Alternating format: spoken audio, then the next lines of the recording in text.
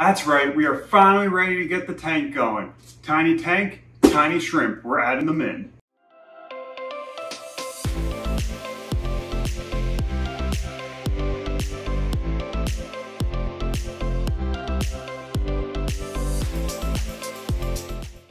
We are kicking off the tank. We're getting the Waterbox Peninsula 25 starting to go finally. It's been cycled, everything's ready, and what I have here are some peppermint shrimp. You've seen from the previous video of me sneaking them into Douglas's tank, but one difference is I am starting out with them. We noticed that with Douglas's, they hid right away. They haven't come out, they're scared of all the fish.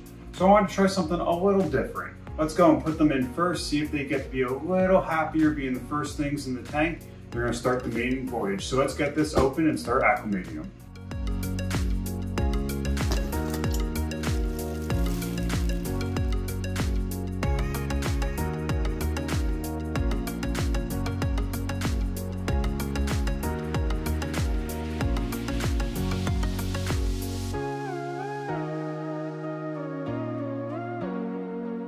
I got them out of the box, they're drip acclimating. We're using the fancy tool, so we're keeping a nice slow and steady rate to slowly get them ready to dive into my tank. The little guys were chilling. They looked a little hungry while we were drip acclimating them, so we tossed a little food pellets and they were going nuts. This little guy was just feasting. Look at him, he's just running around with the pellet. And what's this? There's the other one. Oh, he's still just chewing away. And here's the funny part. You look at these guys, they're pretty hefty. Look at that size of them. But I went in, I ordered them, and I was like, you know what? Let's see if I can get some small ones. It's a new tank. I don't want to have too big a shrimp. I want to give them time to grow up, get a little bigger. So I put a little note just like, hey, can you hook me up with some small shrimp? But turns out my smallest one is bigger than Douglas's biggest one. I don't know how that worked out. They must just like me more. But anyway, once we were done drip acclimating, we had them in there for a while. I don't remember the exact time. It was like 20-30 minutes so they could get completely used to the tank. We started just reaching in and grabbing them out one by one, just trying to be real gentle with our hands so they wouldn't get caught in a net, and then just slowly drop them into the tank and let them start exploring their new home.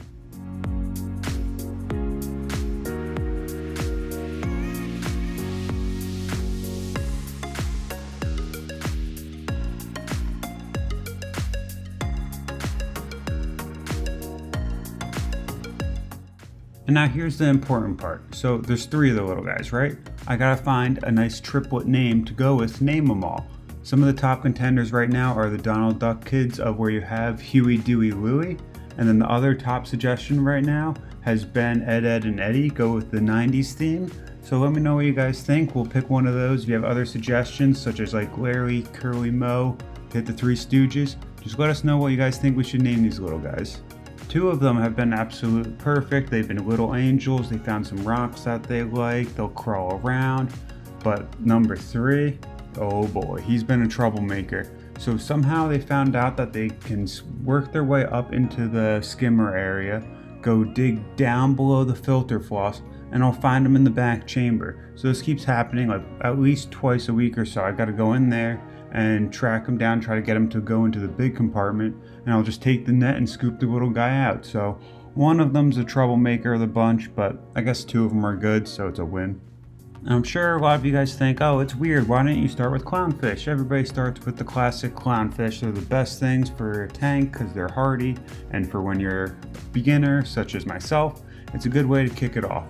But see, I've been very picky about my clownfish. I've kept searching through a bunch of things. I finally locked in on the ones I want to get, but turns out I can't get them anywhere. So I finished the cycle and I wanted to have some life in there. So it was like, why not? It's a perfect time. Kick it off, get the shrimp in there, and just wait and have them keep going until I get the clownfish to push it off. So hopefully there'll be more life in the tank soon, but we just gotta wait and see, be nice and patient. And what's this? There's more than just shrimp. Oh, what is this surprise creature getting dropped in? Boom, boom, it's snails.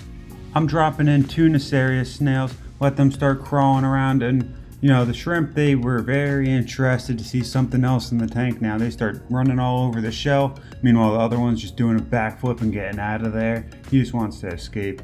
Sometimes people refer to Nacerius snails as zombie snails because they come up at the night and they'll start feasting on whatever food they can find.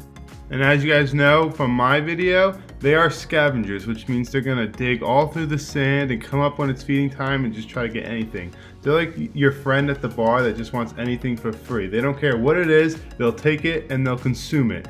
But anyway, they're great for stirring the sand bed. They're great for just keeping an eye out, and if you overfeed a little bit, they'll get rid of it, keep your nutrients low, and that's it, baby. Let's go, more snails. And just so you know, the Reef Bros ways, we're making progress. We're moving up in the world. We've advanced since the last update we gave you in Douglas's video. Yeah, we went from 60 subscribers in October to already 210, so we're slowly grinding, baby. This is the Reef Bro way. We'll get there one day. Believe in the process. And stay tuned, we got more fish coming up, we got some more coral coming up, and then eventually even more fish. It's an endless cycle of growth, baby. And an endless cycle on my pockets too, man. This one hurts. Please subscribe to my YouTube channel, and I need money for fish.